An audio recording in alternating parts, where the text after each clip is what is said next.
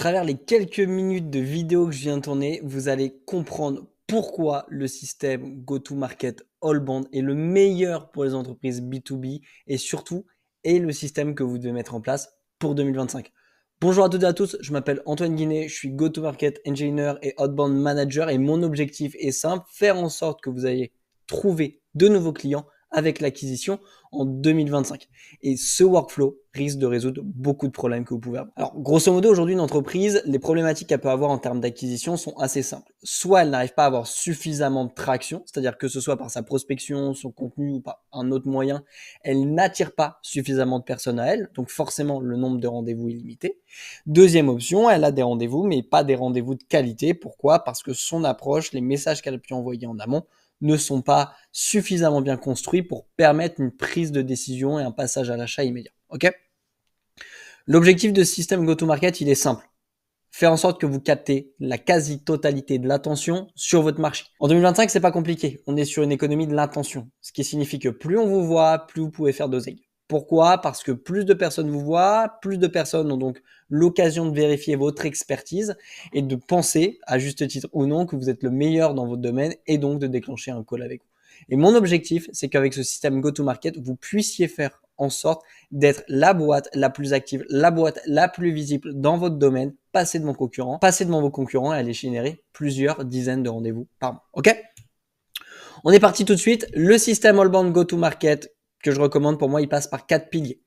J'ai volontairement mis 4 piliers, non pas d'autres, parce que vous allez le voir, il y en a certains qui sont un peu indépendants de votre volonté. Le premier pilier, c'est l'ADS. L'objectif de l'ADS, c'est quoi ? C'est de venir scaler votre portée, scaler votre visibilité. Il y a deux types de campagnes ads que vous allez pouvoir faire. Des campagnes de visibilité. L'objectif est de prendre peut-être un contenu que vous avez partagé, un lead magnet qui a déjà bien fonctionné pour le présenter et l'amener à davantage de personnes qui rentrent dans cette cible-là, pour avoir davantage de signatures, davantage d'inscriptions à votre lead magnet, étoffer votre liste de contacts, d'accord ?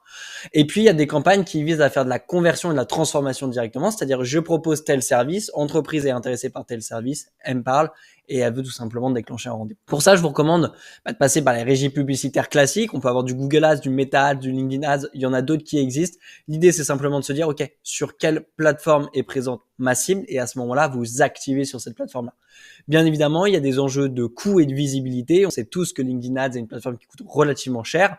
Moi, ce que je vous conseille, évidemment, c'est de pouvoir essayer de tester un petit peu toutes les plateformes pour pouvoir tirer vos propres conclusions. Donc, l'idée avec l'AD, c'est tout simplement de pouvoir scaler, augmenter la vitesse d'exécution et le volume de rendez-vous que vous allez pouvoir avoir, le volume de personnes qui rentrent dans votre communauté, typiquement. Deuxième notion, c'est ce qu'on appelle l'ICP Persona Fit. Ça, c'est des campagnes de prospection que la quasi-majorité des boîtes font, c'est-à-dire qu'elles contactent quelqu'un parce que cette personne rentre dans sa cible, d'accord ? Elle correspond au type d'entreprise qu'elle accompagne, au type de personnes qu'elle accompagne au sein de cette entreprise-là. Alors, ces campagnes-là, on peut faire beaucoup de volume, on est sur un enjeu de volume, d'accord ? Mais on n'aura pas énormément de qualité. Il n'empêche que c'est pertinent d'en faire. Pourquoi ? Parce que si vous arrivez à contacter 100 000 personnes avec 1% de taux de conversion, ça va quand même vous faire du rendez-vous à la clé, d'accord ? Le seul objectif que vous devez vous mettre et vous imposer, c'est que lorsque vous contactez ces personnes, les peut-être 99, 98, 97 ne vous répondront pas, il ne faut pas les agacer, il ne faut pas les braquer pour la simple et unique raison, c'est que si jamais ils sont soumis à votre contenu par de l'ADS, par de l'intent data ou par du social content, si vous les avez braqués avant, vous avez beaucoup moins de chances de les convertir. L'idée sur l'ICP Persona Fit, c'est donc simple, c'est d'utiliser des plateformes de sourcing qui vont permettre de trouver les bonnes personnes, d'aller enrichir avec des données de contact et des données informationnelles, d'aller faire de l'orchestration pour nettoyer, segmenter votre data, de la cleaner bien évidemment, et puis amener un peu d'IA pour alimenter votre copywriting, créer une petite touche un petit peu personnalisée, un petit peu unique sur chaque personne que vous allez contacter. Ok ? Intent Data, c'est simple, c'est finalement un peu comme de l'ICP Persona Fit, d'accord, mais sur des boîtes et des personnes qui ont émis un signal volontairement ou non qui vous laisse penser qu'elle pourrait être intéressée par votre service. Je vous donne un exemple tout bête. Une personne qui like très fréquemment tous mes posts LinkedIn. Une personne qui, à côté de ça, est abonnée à ma newsletter et qui, à côté de ça, potentiellement est abonnée à certains de mes concurrents. Mais tout me laisse à croire qu'elle est intéressée par mon secteur d'activité, par ce que je peux proposer. Et donc ça, c'est une forme d'intent data qui me permet de scorer cette personne-là en priorité, c'est-à-dire lui mettre un plus haut score que d'autres personnes et donc prioriser ma prise de contact. Pourquoi ? Parce que tout simplement, ces signaux me permettent de me dire, OK, je sais comment c'est un sujet sur lequel elle est éduquée, potentiellement il y a un intérêt de son côté, ça vaut le coup qu'on aille discuter. D'accord ? Donc ça, des plateformes pour détecter de l'intent data, il y en a plein. Une excellente, bien évidemment, c'est LinkedIn. Vous allez pouvoir voir toutes les personnes qui interagissent avec votre profil, avec votre page entreprise, avec vos posts à vous, les posts de vos concurrents. Mais il y en a aussi plein d'autres. Sur le marché US, on peut avoir du Airbnb, on peut avoir du Common Room, on peut avoir du Six Sense. Bref, il y a plein de plateformes qui peuvent exister. L'objectif, c'est bien évidemment de trouver la bonne plateforme pour votre boîte. Et ça, c'est mon rôle quand j'accompagne mes clients à construire leur système d'acquisition B2B, un système d'acquisition all-band de cette manière-là. C'est mon rôle justement d'aller comparer un peu tous les outils du marché et activer les meilleurs outils pour mon client. La dernière brique, c'est bien évidemment le social content. C'est une brique qui est un petit peu sous-estimée par la plupart des boîtes. Pourquoi ? Parce qu'elle fonctionne en fait en social content sur plateforme unique. C'est-à-dire qu'elles vont se dire, par exemple, on est actif sur LinkedIn, on est actif sur Instagram. Mais l'idée, c'est plutôt de travailler en funnel de contenu. Un funnel de contenu, c'est quoi ? C'est tout simplement le fait d'utiliser plusieurs plateformes différentes qui vont chacune être adaptées au niveau de awareness de votre cible. Je vous donne un exemple tout bête. Mon funnel de contenu aujourd'hui à moi, c'est LinkedIn en premier, YouTube, ma newsletter. LinkedIn, ça me permet de capter un petit peu le tout venant, des personnes qui sont intéressées par ce que je peux proposer sans pour autant qu'elles soient extrêmement averties ou éduquées sur leurs problématiques et ce que je propose. YouTube, c'est pour des personnes qui veulent aller creuser des sujets plus spécifiques. Si vous êtes devant cette vidéo depuis toutes ces minutes, c'est parce que vous savez que l'all-band et ce que je peux proposer a un intérêt pour votre boîte et vous voulez en savoir plus. Et puis ma newsletter, c'est tout simplement une forme de retargeting et de nurturing, vu que j'envoie une édition une fois par semaine et ça me permet de retoucher mon bassin du 1% de ma communauté qui est le plus actif. À noter que le social content, dans tous les cas, c'est efficace, mais c'est encore plus efficace quand vous êtes une entreprise avec plusieurs salariés. Pourquoi ? Parce que si chacun de vos salariés travaille sa stratégie de social content en la tournant vers l'entreprise, c'est-à-dire vers l'objectif commun de l'entreprise qui est de trouver des clients et de se développer, vous allez augmenter votre traction. C'est mathématique. Plus il y a de monde qui poste et qui parle de sujets propres à votre entreprise, plus vous avez de chances que l'entreprise ressorte. Et donc, plus vous allez pouvoir créer de traction et d'interaction. L'idée, c'est bien évidemment de capter les likes, les comments, les follow. Tout ça, ça permet notamment aussi d'enclencher des conversations derrière. C'est-à-dire qu'on va avoir des rendez-vous qui vont être générés uniquement par le social content. J'ai publié mon post à intéresser quelqu'un, il prend rendez-vous. Mais il y a aussi une grosse partie des rendez-vous qui sont cachés. Donc, j'ai publié, il y a des personnes intéressées mais qui n'ont pas encore fait la démarche de réserver un rendez-vous. Je vais les contacter, je vais discuter avec elles pour trouver une problématique, pour créer un peu de lien et ensuite, elles réservent un rendez-vous.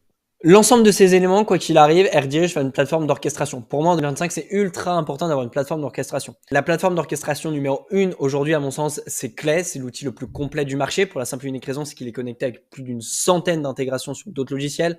Il se connecte très bien avec des CRM comme HubSpot ou Salesforce et on sait l'importance sur de l'acquisition de pouvoir faire communiquer ces logiciels de prospection, d'acquisition et de CRM pour maintenir toujours avoir un visu sur son écosystème de leads contactés et savoir où on est rendu avec chaque personne.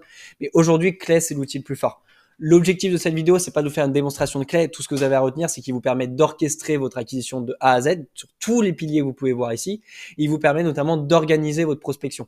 À partir du moment où vous captez une data, d'aller enrichir cette data, de la segmenter, de la nettoyer, de la cleaner pour faire en sorte que vous ayez un output qui vous permette de prendre contact, que ce soit sur une campagne de prospection, sur le fait d'appeler quelqu'un par téléphone, qu'importe. Mais en fait, avec Clay, vous allez gagner beaucoup de temps. Vous allez processiser et systématiser votre acquisition, d'accord ? Et donc même plus vous avez de personnes au sein de votre team, plus vous avez des process qui vont pouvoir être mis en place et du coup limiter les erreurs qui peuvent être causées lorsqu'on n'a pas un process unique à toute la boîte, mais plutôt chaque sales ou chaque SDR fait un petit peu comme il le souhaite. En fait. L'objectif notamment avec Clay, ça va être d'aller chercher plus de data, d'accord, des informations sur les entreprises et aussi des informations sur les contacts. Alors que ce soit de l'information type ça, c'est son dernier post LinkedIn, ou alors que ce soit de l'information de contact brut, c'est-à-dire ça, c'est son email, ça, c'est son numéro de téléphone, ça, c'est son LinkedIn, etc. Et puis en dernier lieu, ça va être tout simplement pouvoir faire aussi du lead scoring. C'est-à-dire que, bien évidemment, un lead qui va avoir répondu à une de vos ads ou un lead qui va avoir un intent data va pas avoir le même score qu'un simplement un ICP persona fit. Pourquoi ? Parce que dans deux des cas, vous avez une action qui vous a montré un intérêt, alors que l'ICP persona fit, vous cherchez à valider l'intérêt. D'accord ? Donc l'idée de faire un scoring, c'est tout simplement de pouvoir vous dire, ok, j'ai peut-être récupéré 1000 leads. Sur ces 1000 leads, quel est le top 10%, le top 1% à contacter en priorité ? Et c'est à ça que sert le scoring. Pourquoi ? Parce qu'une fois que vous avez votre scoring, vous pouvez adapter les processus que vous allez faire. Typiquement, sur un score très très haut, on peut directement avoir un relais de la part de l'équipe sales qui est faite, d'accord ? On peut avoir une alerte Slack qui leur notifie que tiens, il y a un lead très très chaud qui est rentré, c'est mis à jour dans le CRM HubSpot CRM, d'accord ? Ce lead, bon, j'ai mis ma photo pour représenter, mais grosso modo, vous pouvez vous dire, ok, on a son numéro de téléphone, son LinkedIn, son email ou d'autres données de contact. Comment on prend contact avec lui de manière ultra personnalisée ? Donc à ce moment-là, on peut mettre de côté finalement les solutions de campagne automatisées, mais peut-être plus faire un appel téléphonique, lui envoyer un courrier, essayer de le rencontrer en vrai ou lui envoyer un mail vraiment super personnalisé. Pour les scores toujours un peu chaud mais moins haut, ben, à ce moment-là, on peut passer sur l'Outbound Manager qui lui va mettre en place une infrastructure de prospection qui va vous permettre de prospecter en automatique ces leads chauds mais pas brûlants et donc qui va vous permettre de créer un lien avec eux, potentiellement déclencher des premiers rendez-vous mais au moins vous faire connaître, d'accord? Le rôle de l'outbound manager, c'est bien évidemment de maintenir une bonne infrastructure. Ici, je vous ai mis le logo de Zapmail parce que ça vous permet d'avoir vos adresses mail et vos noms de domaine dédiés à la prospection. Et bien évidemment, il va s'occuper de la diffusion. En partie, il doit avoir une grosse communication avec votre CRM qui doit être fait et pareil, des sales alerts. Ok. Et en fait, tout ce process-là, c'est ce qui va vous conduire à avoir des meetings, mais des meetings de manière récurrente, prédictive et surtout, vous allez savoir que si vous activez tel élément, vous allez pouvoir dégager un tel nombre de meetings. Ou si vous investissez tel euro finalement dans une campagne, vous savez que vous allez en dégager un certain montant différent. Ok. L'idée en fait de ce système, c'est de multiplier votre visibilité. Plus vous avez de visibilité, plus vous avez de traction, plus vous avez de traction, plus vous avez de chances de générer des rendez-vous. C'est aussi de finalement envahir un petit peu l'espace avec votre expertise. L'idée, c'est tout simplement que dans votre domaine, on ne puisse voir que vous, on ne puisse penser qu'à vous, que vous deveniez une référence, d'accord?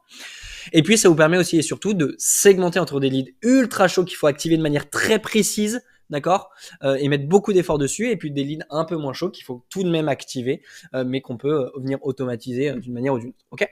Donc, si aujourd'hui, vous vous rendez compte que votre acquisition ne fonctionne pas du tout de cette manière-là, qu'elle stagne un peu, qu'elle a un plafond de verre, voire même que vous n'avez rien mis en place, et que vous souhaitez mettre en place un système aussi complexe que celui-ci pour aller générer plusieurs dizaines de rendez-vous par mois, je vous invite à réserver un call avec moi. On viendra tout simplement discuter, échanger un petit peu sur ce que vous faites, voir ce qui est bien, voir ce qui est moins bien et voir surtout quelles sont les recommandations que j'ai à vous amener. Et puis si on sent que c'est le bon moment pour vous et pour votre boîte, à ce moment-là, je viendrai vous présenter les services que j'apporte à mes clients pour faire en sorte que l'acquisition soit leur fort sur 2025 et les années à venir. Merci à vous.